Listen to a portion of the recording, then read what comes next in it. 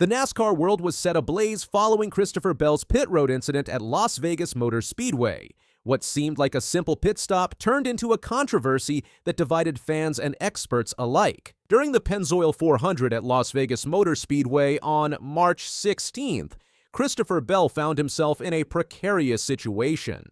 After pitting in his designated box, Bell was informed by his crew chief that he had a loose wheel. Instead of returning to the track with this dangerous issue, Bell made a split-second decision. He pulled into his Joe Gibbs Racing teammate Chase Briscoe's pit box to have the wheel tightened. This was no ordinary pit maneuver. It was a strategic play that hasn't been seen since the 1980s and 1990s. Bell's crew chief Adam Stevens made a quick-thinking call that would change how teams approach pit road emergencies. With Denny Hamlin's former crew chief Chris Gabehart now serving as JGR's competition director, it's likely they had already outlined this procedure in team meetings. Bell received a relatively minor penalty for pitting outside his box. He had to restart at the end of the longest line. This penalty pales in comparison to what would have happened if that wheel had come off on track. A 2-lap penalty and a 2-race suspension for 2 crew members. Joey Logano noted how impressed he was with the quick execution. He was on the outside lane on pit road, he had to check up, get to the stall, find the stall, and then the pit crew, the number 19 crew, knew exactly where to go. That was the impressive part to me.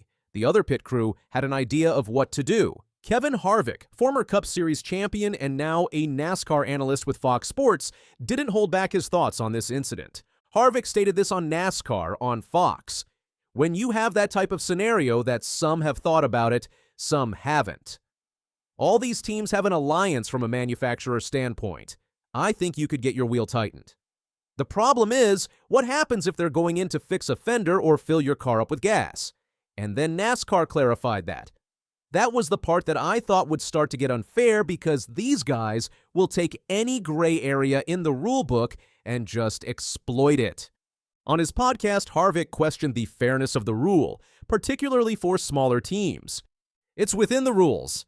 It's tail end of the longest line for pitting outside the box, but I didn't know that you could have another team actually pit your car, and I don't know how I feel about it. I feel like it's better than the wheel falling off, but what about the guy who only has one car? Is that fair to the guy that only has one car that doesn't have a teammate to stop in their box? Because I don't think it is. I mean, it's within the rules. It's a tail end of the longest line for pitting outside the box. But I didn't know that you could have another team actually pit your car. And I don't know how I feel about it. I feel like it's better than the wheel falling off. For sure. But yeah.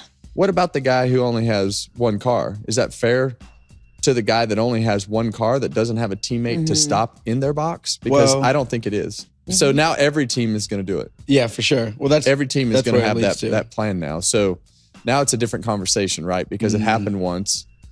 And is it fair? It's safe.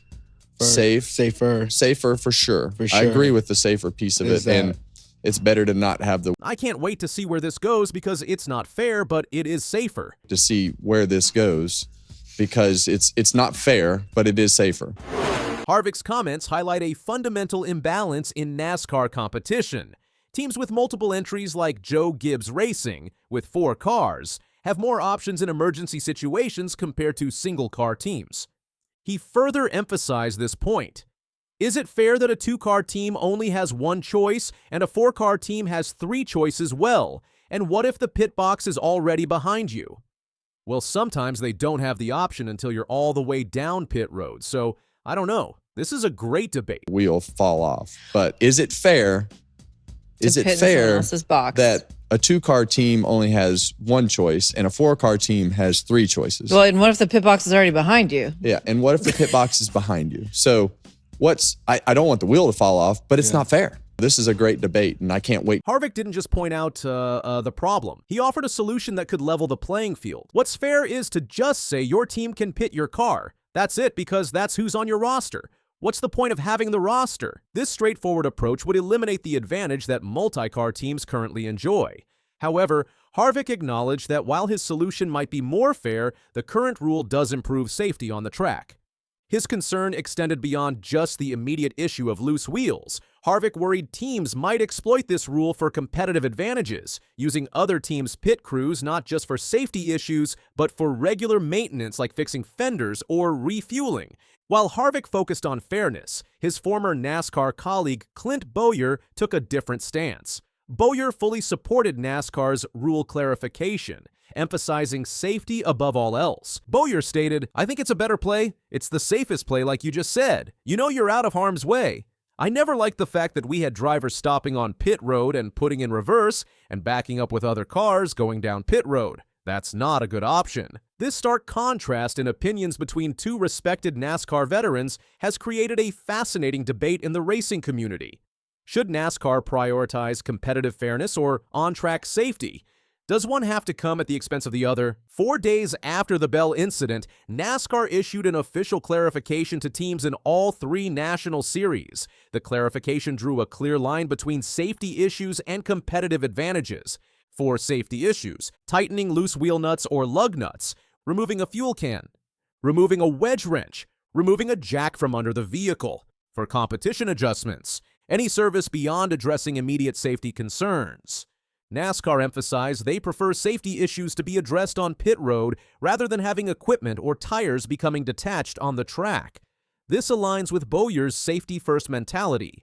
The clarification stated, if a vehicle receives service in another team's pit stall to correct a safety issue, the vehicle will receive a flag status penalty, restart tail of the field, or pass-through for the vehicle pitting outside of the assigned pit box. It's worth noting that NASCAR didn't introduce any new rules. They simply clarified existing ones. The message was clear. Safety takes priority, but teams shouldn't exploit this for competitive gain. The Bell incident caught the attention of teams across the NASCAR garage. Teams that weren't previously prepared for such situations quickly developed their own strategies. Joey Logano admitted that Team Penske didn't have a similar game plan before the incident, but developed one afterward. Ajay Allmendinger revealed he planned to ask Richard Childress Racing if he could use one of their pit crews during an event. Given Cowlick Racing's alliance with RCR, William Byron's reaction summed up how many in the garage felt. He said, "That's why I said on the radio during the race, that's a pretty heads-up move. Obviously, JGR had talked about that, so I was definitely observant of that. It's one of those things that once it happens, you definitely are going to adjust." Josh Berry, whose Wood Brothers team has an alliance with Team Penske, suggested most teams would help each other in similar situations. "I feel like most of us could probably stop in most people's pit boxes, and they would help us out. It's just a unique scenario, and honestly, it was a pretty heads-up move from the number 20 Bell team." The Bell incident highlighted the importance of team communication and manufacturer alliances in NASCAR. Teams under the same organizational umbrella are allowed to communicate with each other, though their methods vary.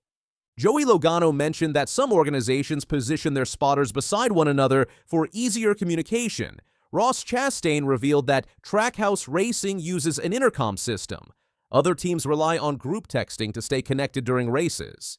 Digital radios are permitted between crew chiefs to prevent other teams from monitoring their communications. However, these digital radios aren't allowed in race vehicles, meaning there's no digital radio communication between crew chiefs and drivers or between drivers and spotters.